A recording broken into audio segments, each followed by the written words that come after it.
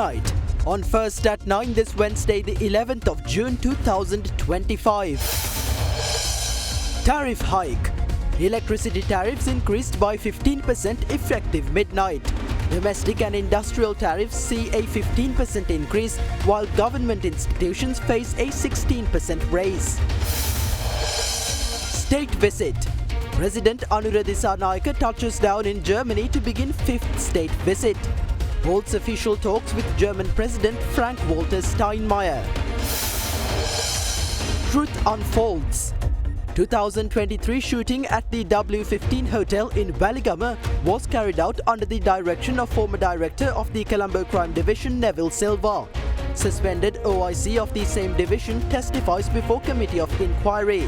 No involvement of suspended IGP Deshabandhu Tennakon in issuing orders related to the incident.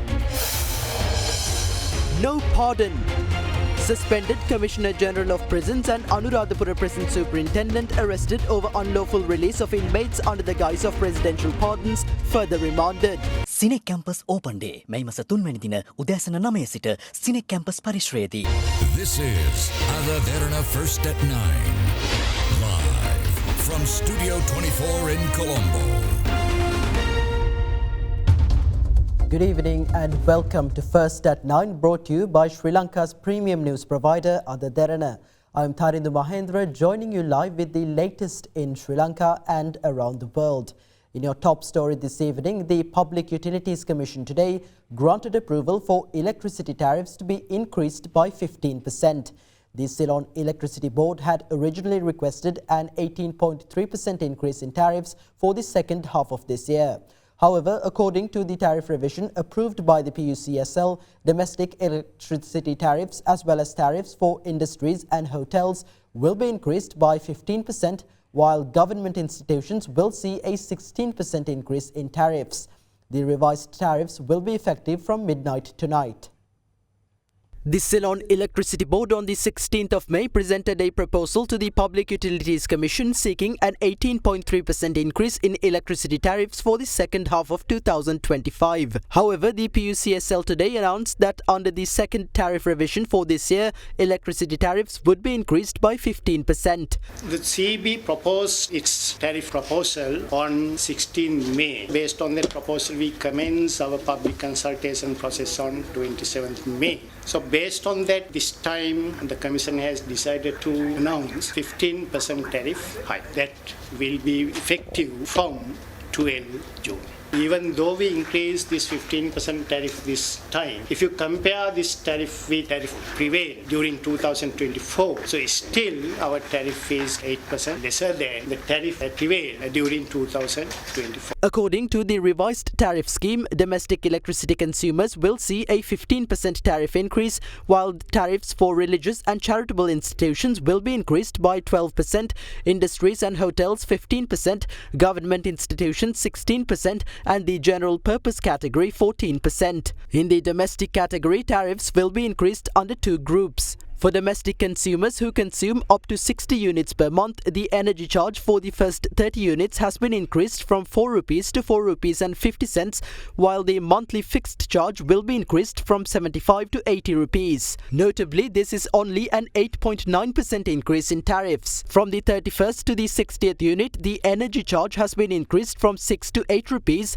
while the fixed charge will be increased from 200 to 210 rupees. Meanwhile, for households consuming more than 60 units per month, the energy charge for the first 60 units will be increased from 11 rupees to 12 rupees and 75 cents. From the 61st to the 90th unit, the energy charge will be increased from 14 rupees to 18 rupees and 50 cents. From the 91st to the 120th unit, the energy charge will be increased from 20 to 24 rupees. From the 121st to the 180th unit, it will be increased from 33 to 41 rupees, while for units above 180, the energy charge will be increased from 52 to 61 rupees. In terms of monthly fixed charges, only the fixed charge for consumption exceeding 180 units will be increased from 2000 to 2100 rupees, while the fixed charge for other categories will remain unchanged. Meanwhile, in the industries and hotels category, the energy charge for consumption below 300 units will be increased from 7 to 8 rupees,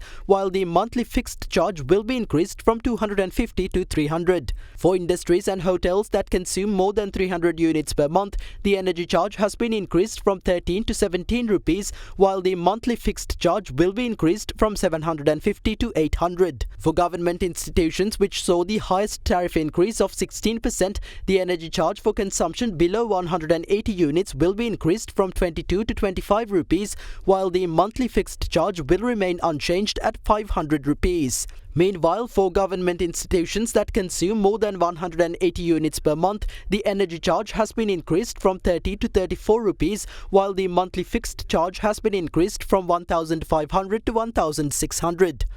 During the cabinet briefing today, cabinet spokesperson Minister Dr. Nalinda Jayatissa was questioned on the increase in electricity tariffs. බලයට පත් වෙන්න පෙර විදුලි බිල ජල බිල වැඩි කරන්නේ නැහැ කියලා කිව්වා. දැන් හෙට අනිද්දා නැවත විදුලි බිල වැඩි වෙනවා. රජයේ මතයේ ප්‍රතිපත්තිය මොකක්ද එමෙතුනේ මේ සම්බන්ධයෙන්? විදුලි බිල නිෂ්පාදන පිරිවැයට ගැලපිය යුතුයි කියන ස්ථාව රජයේ ඉන්නවා. දෙසැම්බර් මාස තිබුණු විදුලි බිලට වඩා කිසිසේත් විදුලි බිල වැඩි වෙන්නේ නැහැ. The revised tariffs will be effective from midnight tonight. චන්දුරුසුනේ කාගෙන් මනාපේ සිංහ TV සඳහා සුපිරි deal. President Anura Dissanayake, who arrived in Germany this morning, marking the beginning of his 5th official state visit, met with German President Frank-Walter Steinmeier at Bellevue Palace in Berlin. During the meeting, the two leaders held discussions on enhancing economic and international cooperation between the two countries.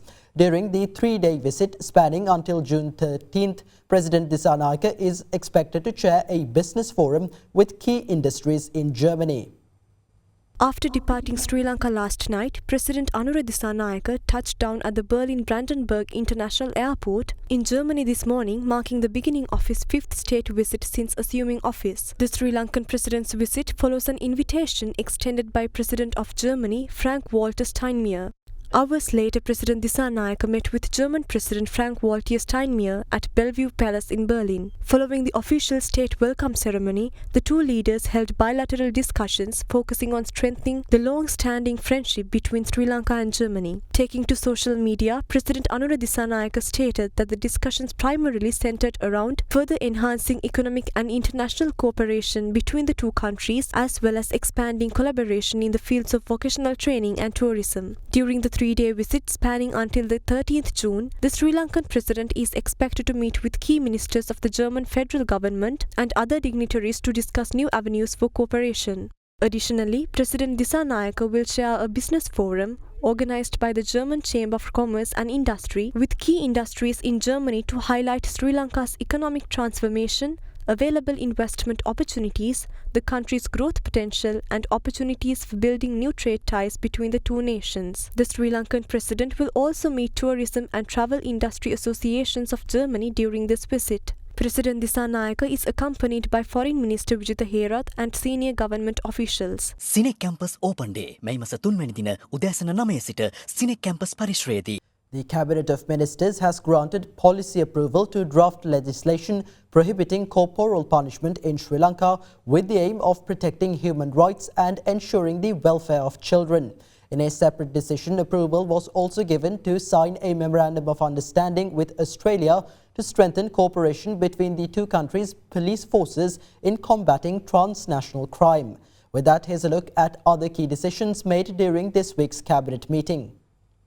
Cabinet approved the ratification of Phase 1 of the World Trade Organization Agreement on Fisheries Subsidies. This phase focuses on banning subsidies that support illegal, unreported and unregulated fishing and subsidies that harm overfished stocks. The move aims to boost Sri Lanka's trade reputation, modernize its fisheries sector and access WTO financial and technical support. Meanwhile, a memorandum of understanding is to be signed between Sri Lanka Police and the Australian Federal Police with the aim of strengthening cooperation in fighting terrorism, cybercrimes, drug and human trafficking and other cross-border crimes. It promotes information sharing, joint investigations and capacity building. Cabinet also approved funding to expand facilities for the Faculty of Medicine at the Uva Wellassa University. Although the faculty has already admitted 80 undergraduates, key infrastructure is lacking and therefore $2.1 billion million rupees will be allocated under the 2026 through 2028 budgets to build lecture halls, preclinical buildings and administrative facilities. Meanwhile, government has decided to resume construction and land acquisition for Phase 4 of the Central Expressway from Kurunegala to Dambulla. With 73.2% of work already completed, this phase is crucial to improving access to several provinces and realising the full benefits of the expressway network. In the meantime, Cabinet has approved the purchase of 16 waste compactor trucks for selected local government authorities with the aim of improving urban waste management. The 500 million rupee project funded under the 2025 budget is part of the Clean Sri Lanka initiative aimed at enhancing environmentally friendly waste transport. Meanwhile, a new residential building will be constructed at the Peradeniya Drug Rehabilitation Centre to accommodate more youth under 21 struggling with addiction. The 110 million rupee project, which is also part of the Clean Sri Lanka initiative, will expand the centre's capacity beyond the current 35 beds. In the meantime, Cabinet approved amendments to both the Code of Criminal Procedure and the Penal Code to prohibit all forms of physical punishment. The amendments aim to prevent physical and psychological harm, especially to children,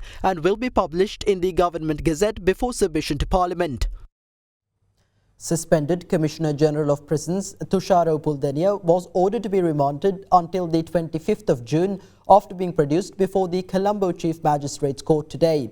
Preliminary investigations into the controversial release of inmates from Anuradhapura prison have revealed that a total of 3 inmates had been released unlawfully from the prison on Vesak Poya Day this year under the guise of a presidential pardon. Meanwhile, W.M. Atula Tilakaratne, one of the inmates released from the prison unlawfully, was present at the Anuradhapura Magistrates Court today.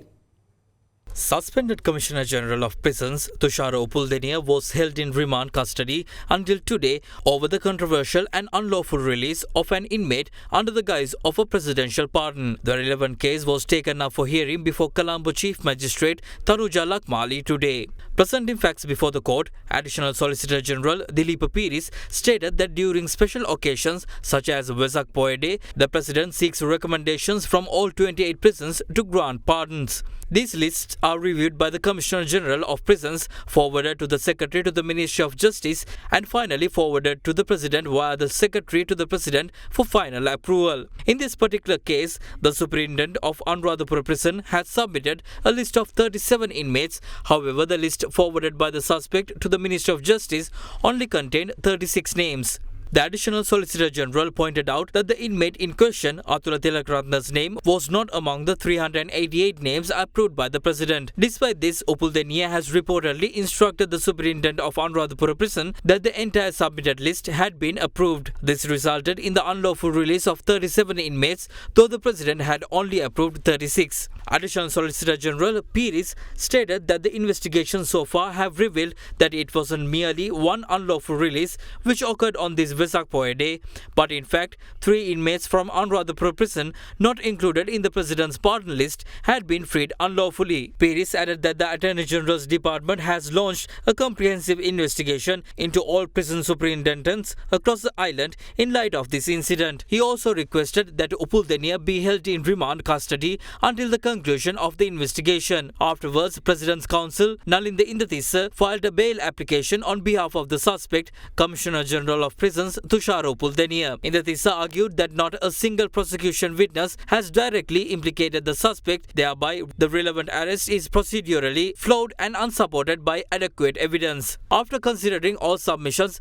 Colombo Chief Magistrate Tanuja Lakmali rejected the bail application and ordered that suspended Commissioner General of Prisons Tushara Upuldeniya remain under remand custody until the 25th of June. In the meantime, Anuradhapura Prison Superintendent Mohan Karunaratne was produced before the Anuradhapura Magistrate Court today. During the hearing, the figure at the centre of the controversy, W.M. Atula Tilakaratne, was also present in court. Representing Superintendent Karunaratne, Senior Attorney Aravinda Habakkula argued that his client had acted within the bounds of the law when authorising the Tilakaratne's release. Habakula pointed out that the defendant's physical presence in court is further evidence of the legitimacy of his release. He appealed for bail, suggesting that the matter stemmed from the confusion between a presidential pardon and a presidential special pardon, compounded by a misinterpretation of the circular issued by the Secretary to the Ministry of Justice. Despite these arguments, the magistrate rejected the bail application and ordered that Superintendent Karunaratne be held in remand custody until the 13th of June.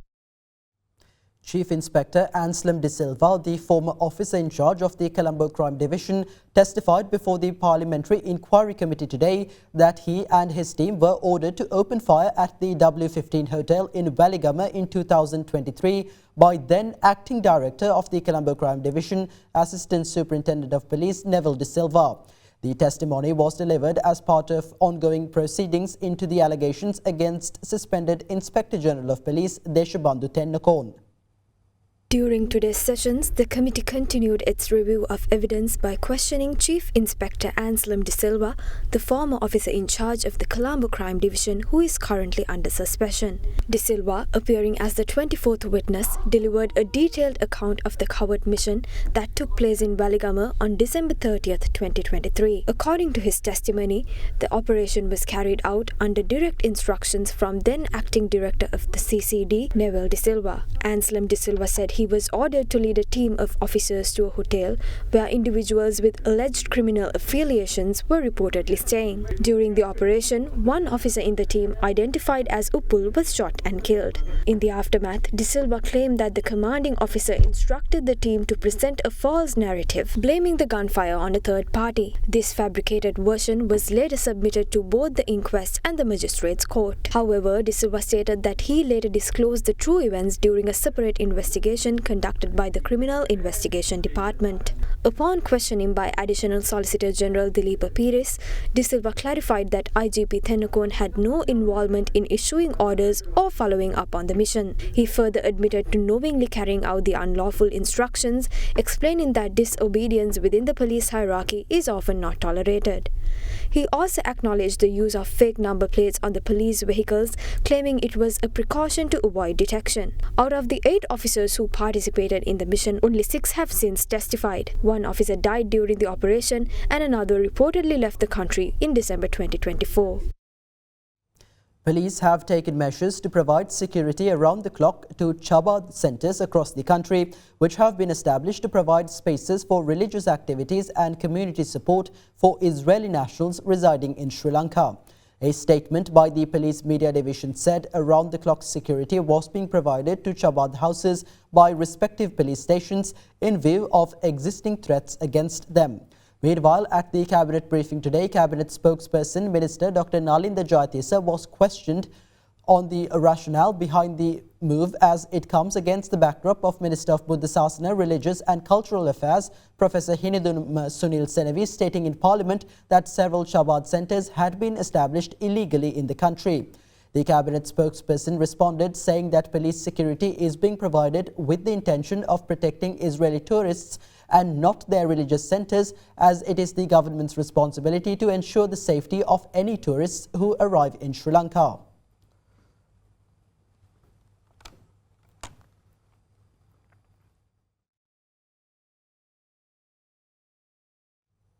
The report of the Committee of Investigation appointed to probe the deadly Garandiala bus accident was presented to the Minister of Public Security Anand Vijaypala today. The report has identified the driver falling asleep behind the wheel due to tiredness as the probable cause of the accident. The committee recommends a number of measures to prevent such tragedies from repeating and legal action against several institutions responsible, including the Transport Board and the Road Development Authority. The bus accident, which occurred in Garandiala Kotmale on May 11th, resulted in the tragic loss of 23 lives. The 5-member committee, led by Senior DIG Ajit Rohana, which investigated the deadly accident, presented its report to Minister of Public Security Anand Vijaypala today.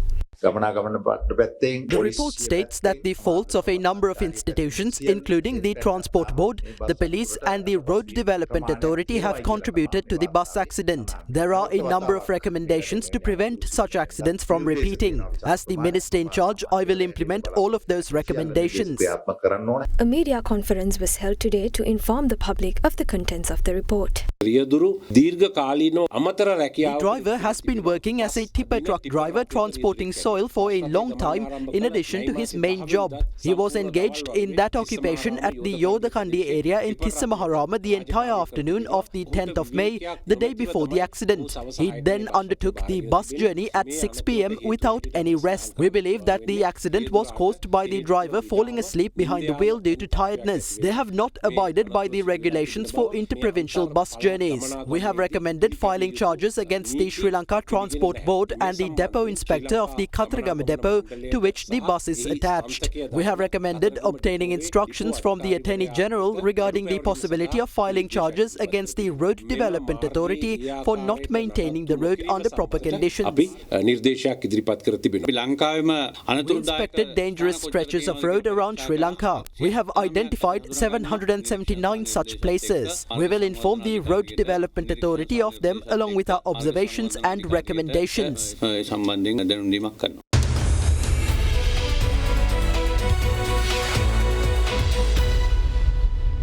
Welcome back to First at 9. Now in business news, government has awarded the consultancy contract for preparing the new master plan for Bandaranaike International Airport to Netherlands-based engineering consultancy firm Haskoning DHV.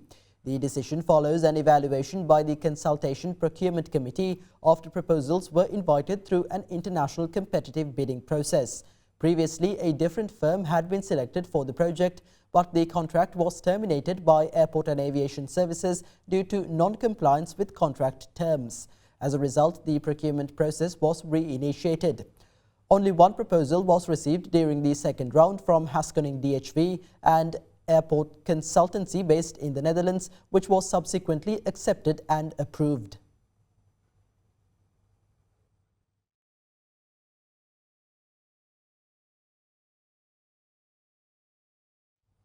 In a stock update, the Colombo Bourse closed in green today, aided by gains in counters such as John Kills Holdings, Hatton National Bank and National Development Bank. The benchmark all-share price index climbed 0.9% to settle at 17,657.60 points. Meanwhile, the more liquid S&P SL20 climbed 1.48% to end at 5,286.16 points. Market turnover crossed 5.6 billion rupees. The capital goods sector was the top contributor to turnover, followed by the banking sector. Foreign investors closed as net sellers, offloading shares worth 313 million rupees.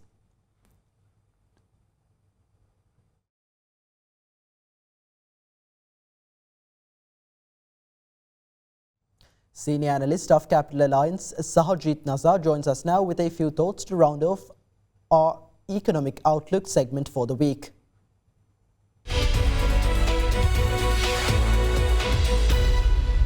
In domestic financial markets, the AWPLR increased marginally by 2 basis points to 8.37%, while the AWCMR eased to 7.71%, down from 7.75% the week before. Total market liquidity declined to a surplus of 173.74 billion compared to 203.79 billion in the previous week. Equity markets recorded strong performance during the week, with the ASPI gaining 3.2% to close at 17,394 points, while the S&P SL20 advanced by 3.9% to 5,175 points. In the government securities market, T-bill and T-bond yields declined during the week. The weekly T-bill auction was oversubscribed by around 2 times, indicating robust investor appetite.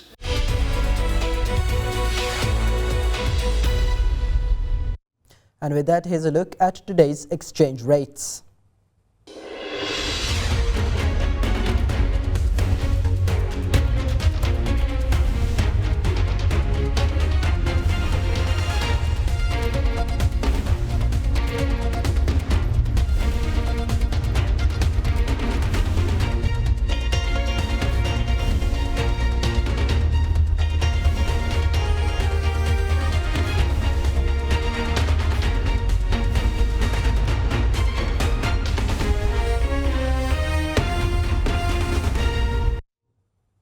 In international economic developments, US and Chinese officials yesterday agreed on a framework to get their trade truce back on track and remove China's export restrictions on rare earth minerals.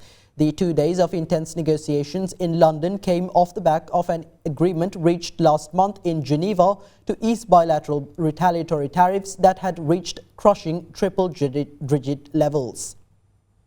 US Commerce Secretary Howard Lutnick said the agreement reached in London would remove restrictions on Chinese exports of rare earth minerals and magnets and some of the recent US export restrictions in a balanced way. He added that the two countries have reached a framework to implement the Geneva Consensus and the measures discussed during the recent call between the two presidents. Lutnick said both sides will now present the framework to their respective presidents for approval. China's Vice Commerce Minister Li Chenggang also said a trade framework had been reached in principle that would be taken back to the US and Chinese leaders. The two sides have until August 10th to negotiate a more comprehensive agreement to ease trade tensions, or tariff rates will snap back from about 30% to 145% on the US side and from 10% to 125% on the Chinese side. And that's all for tonight from First at 9. Thank you for joining. Have a great night.